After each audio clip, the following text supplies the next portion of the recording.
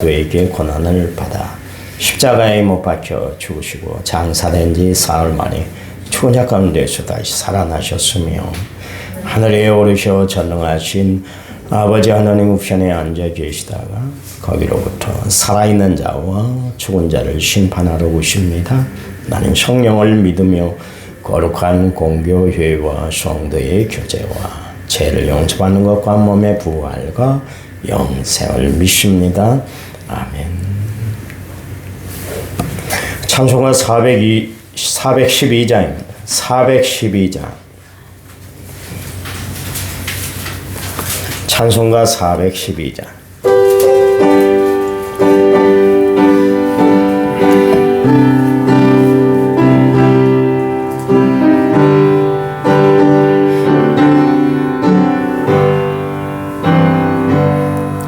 내 영혼의 극히 깊은 데서 맑은 가락이 울려나네.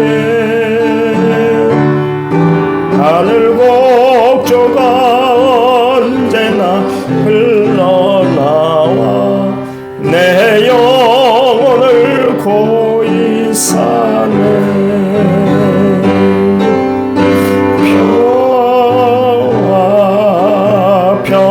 평화로다 하늘 위에서 내려오네. 그 사랑의 물결이 영원토록 내 영혼을 덮으소서. 내 마음속에 솟아난 이 평화는 깊이 묻힌 보배로다. 나의 보화를 캐내어 가져갈 자 그 아무도 없으리라.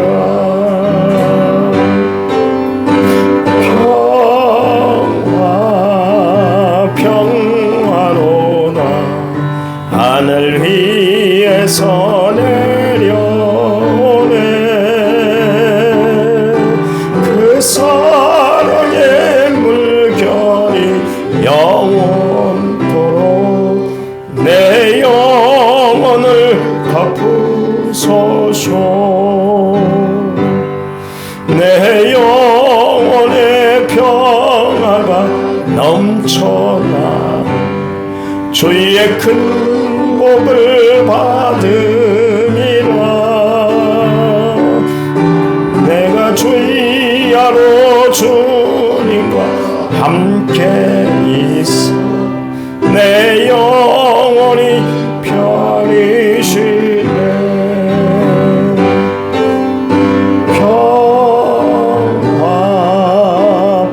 평화로다 하늘 위에서 내려오네. 그 사랑의 물결이 영원토록 내 영혼을 덮으소서. 이 땅 위에 험한 길 가는 동안 참된 평화가 어디 있나. 우리 모두 다 예수를 친구 삼아 참 평화를 누리겠네.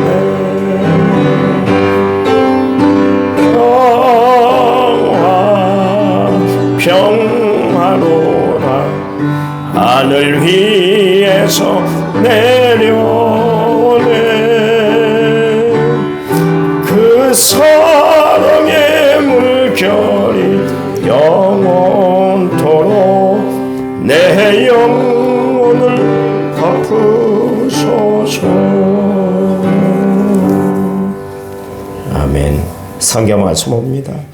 베드로전서 1장 8절 베드로전서 1장 8절입니다. 우리 한 음성으로 같이 읽습니다. 예수를 너희가 보지 못하였으나 사랑하는도다. 이제도 보지 못하나 믿고 말할 수 없는 영광스러운 즐거움으로 기뻐하니. 아멘. 1차번째 6373번째 제가 하나님 앞에 드렸습니다. 찬양 부릅니다. 찬양집 37번. 일어나 걸어라.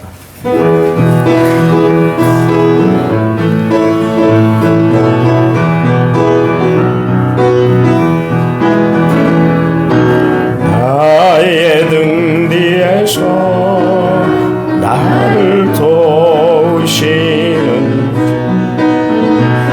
나의 인생길에서 지치고 고라여 매일처럼 주저앉고 싶을 때 나를 밀어주시는 일어나 걸어라 내가 새 힘을 누리니 일어나 너 걸어라 내 너를 도우리 나의 등 뒤에서 나를 도우시는 주 평안히 길을 갈 때 보이지 않아도 지치고 고라여 넘어질 때면 다가와 손 내미시네 일어나 걸어라 내가 새 힘을 주리니 일어나 너 걸어라 내 너를 도우리 나의 등 뒤에서 날 도우시는 주 때때로 뒤돌아보면 여전히 계신 주 아멘 잔잔한 미소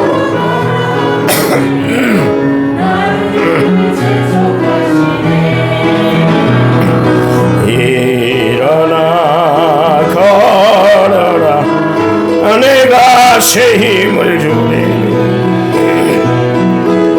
일어나 너 걸어라 내 너를 도우리 아멘. 믿음의 성숙함은 하나님의 말씀을 얼마나 청종해서 듣느냐 거기에 따라서 결정이 되는 거예요. 효자의 측정도는 부모님의 말씀을 얼마나 귀담아 듣고 그대로 실행하느냐 그게 효자의 질을 이야기할 수 있는 것이죠.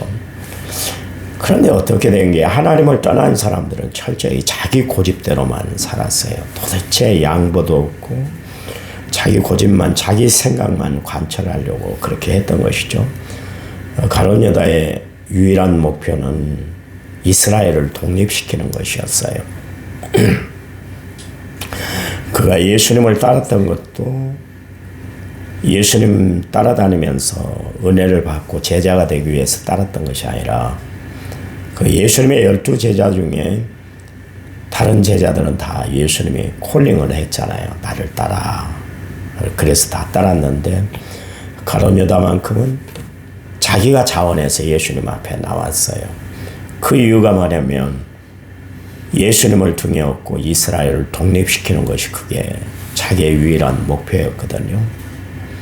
그러니까 가룟 유다에게는 예수님의 말씀이 귀에 들어올 리가 없었죠. 끝내 예수님의 말씀을 듣질 않았어요. 그거는 자기 고집을 꺾지 않았기 때문에 그랬습니다. 그 신기한 기적과 이사를 볼 때마다 감동과 감탄이 넘쳐났겠죠. 야, 이분이면 돼. 벌써 베세다 광야에서 5,000명을 그 굶주린 사람 5,000명을 먹이는 거 그 쉽디 쉬운 일이었거든요. 자기들은 불가능하다고 생각했는데, 그런데 예수님 말씀 한마디, 하늘을 우러러 축사하시고 그리고 배분을 했더니 5천 명이만 먹고도 12광주리가 남는 기적을 딱 보는 순간 됐어. 이분이면 우리 이스라엘을 충분히 먹이 살릴 뿐만 아니라 로마를 향해서 대항할 수 있고 우리를 독립할 수 있는 분이야. 그러면서 그 결심으로 따라다녔거든요. 그래서 예수님이 수도 없이 그에게 그의 잘못된 것, 죄에 대해서 지적을 했잖아요. 그러면 돌이킬 줄 알아야 되는데 돌이키지를 않았어요. 오히려 무시했어요. 왜냐하면 자기의 소신, 그 고집을 끝까지 피웠기 때문에 그렇습니다. 그게 도대체 꺾이질 않았어요. 여러분, 신앙생활은 뭐냐면 내 고집을 피우는 게 아니에요. 신앙생활은 나를 다 내려놓는 거예요. 예수님이 말씀하셨잖아요. 나를 따르거든 자기를 부인하고 자기 십자가를 지고 나를 따라야 돼. 자기를 부인한다는 것은 자기의 고집, 자기의 사상, 자기의 의지, 자기의 생각, 모든 것 다 내려놓는 거예요. 그게 예수를 따르는 유일한 길인데 가룟 유다는 그러지를 못했어요. 자기 고집을 끝까지 가지고 있었어요. 그랬더니 어떻게 됐습니까? 결국 비참한 말로 맞고 말았잖아요. 여러분, 신앙생활은 내 고집을 피워 살아가는 것이 아니라 나의 모든 것을 내려놓는 것이 신앙생활인 줄 아시기 바랍니다. 성경에 보면 하나님께 인정받는 사람들이 기록이 되어 있습니다. 가버나움의 백부장의 믿음이에요. 자기 집에서 부리는 하인이 중풍병이 걸리게 됐단 말이에요. 그래서 예수님 앞에 나와서 간청을 하니까 예수님이 내가 가서 고쳐줄게 그랬어요. 그랬더니 백부장이 이야기하잖아요. 주님이 내 집에 들어오심을 나는 감당할 수가 없어요. 안 돼요. 다만 말씀만 해주시면 내 하인이 낫겠습니다. 그런 이야기를 했단 말이에요.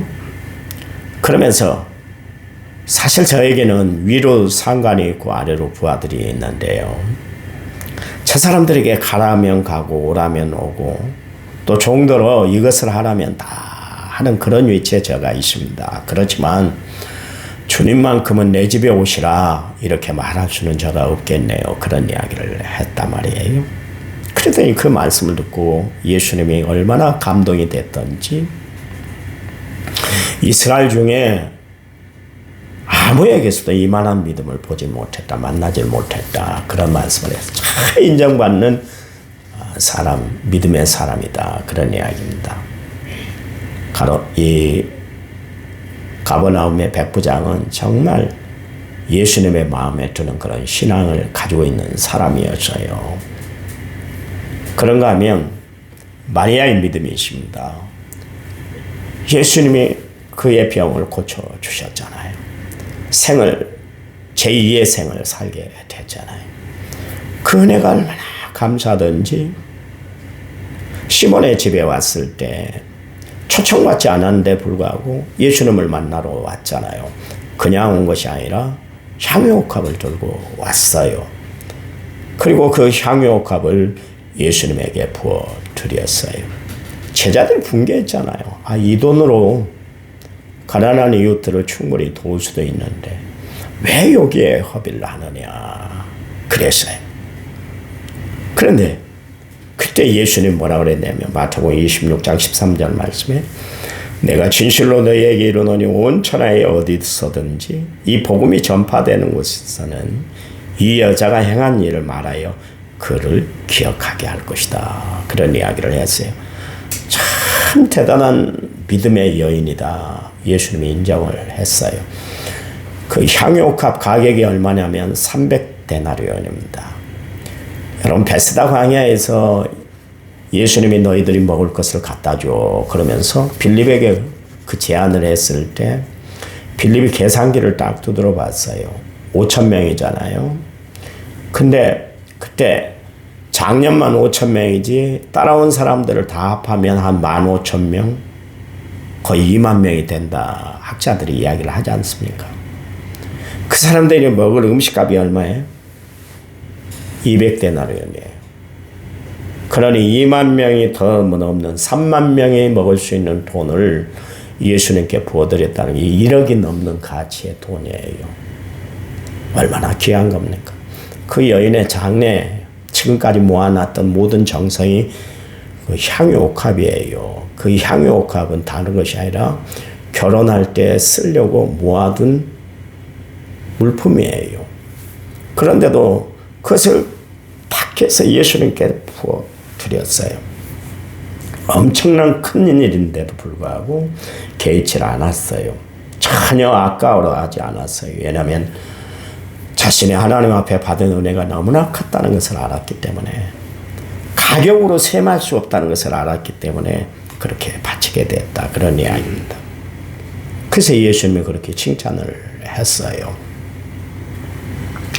하나님이 인정하는 믿음은 어떤 믿음일까? 그거는 보지 않고 믿는 믿음이다, 그런 이야기입니다. 예수님의 부활 소식, 그것을 전해들었지 못했던, 직접 보지 못했던 도마가, 현장에 없었던 도마가 예수님께 책망을 들었잖아요. 아니, 나는 봐봐야 되겠어. 예수님 만나야 믿을 수 있지. 아이, 손에 못자국과 옆구리에 창자국이 났다는데 내가 그거 만져보지 않고는 나는 사실 예수를 믿을 수 없어, 그런 이야기를 했습니다. 참 실용적인 믿음을 가지고 있었던 도마죠. 실증적인 믿음 아니면 믿을 수 없다, 그런 사람이 도마였습니다. 그때 예수님이 모든 것을 다 보여주셨잖아요. 보여주시면서 도마에게 하신 말씀이 뭐냐면, 믿음이 없는 자가 되지 말고 믿는 자가 되라. 그러니까 도마가 예수님께 이야기합니다. 주님은 나의 주인이시고 또 나의 하나님이십니다. 그렇게 고백을 했어요. 그랬더니 예수님이 요한복음 20장 29절 말씀에서 너는 나를 보는 거로 믿느냐? 보지 못하고 믿는 자들은 복이 있다, 그랬어요. 그때 베드로가 그 예수님이 하신 말씀을 듣고 오늘 본문에서 말씀을 하는 거예요. 예수를 너희가 보지 못하였으나 사랑하는도다, 믿는도다, 그런 이야기입니다. 하나님이 살아계심과 예수님의 부활하심과 그리고 성령이 함께하심을 믿는다는 것은 대단한 일이에요. 여러분, 인간의 지식, 인간의 힘으로 믿어지는 것이 아니잖아요. 하나님이 믿어지게 해야 되는 거예요. 그래서 우리가 하나님을 믿는 믿음, 예수를 믿는 믿음, 그리고 성령이 함께 한다는 것을 알고 신앙생활 한다는 것은 대단한 믿음이에요.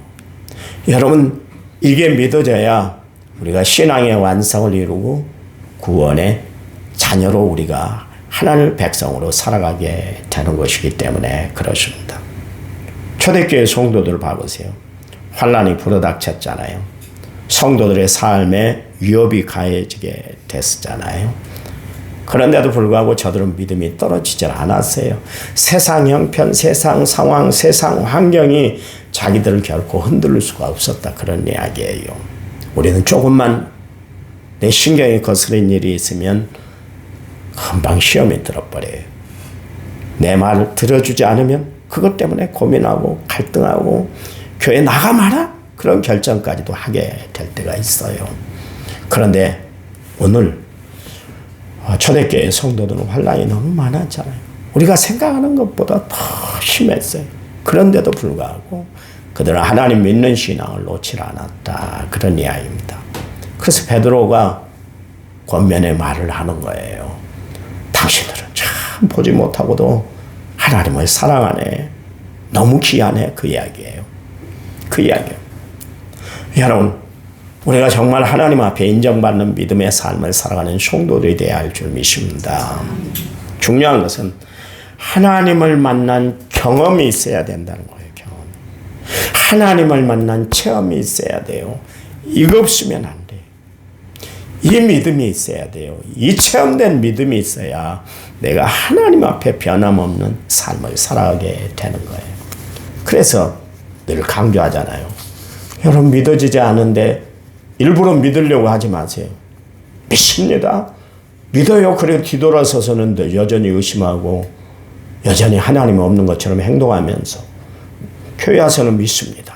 믿습니다. 그러고 조금만 어려운 일이 있으면 통장을 먼저 들춰보고 조금만 어려운 일이 있으면 병원 먼저 찾아가 버리고 그러지 하나님을 진정으로 믿는 믿음을 가지고 내가 하나님 앞에 신앙생활을 하고 있는가? 왜 그럴까요? 왜 그렇게 자주 흔들릴까요? 그거는 하나님을 만난 경험이 없기 때문에 그래요. 니고데모 봐보세요. 그 당시에 공회원이고 선생이었고 유대인의 율법 선생이었고 뭐 별걸 다 갖고 있던 타이틀을 갖고 있었던 사람 아닙니까? 그런데도 불구하고 구원의 소식을 전해 듣지를 못했어요. 그래서 예수님 앞에 나왔잖아요. 어떻게 해야 내가 거듭나요? 물어봤더니 예수님이 위로부터 거듭나야 된다 그랬더니 아니요. 내가 이렇게 머리가 백발이 되고 이 나이가 되었는데 어머니 뱃속으로 다시 들어갔다 나와야 됩니까? 너는 유대인의 선생이 돼가지고 그것도 모르냐? 위로부터 나는 거예요. 위로부터 나는 거예요. 성령이 우리를 거듭나게 해 주셔야 되는 거예요. 성령을 통해서 내가 거듭난 사건이 있어야 되는 거예요.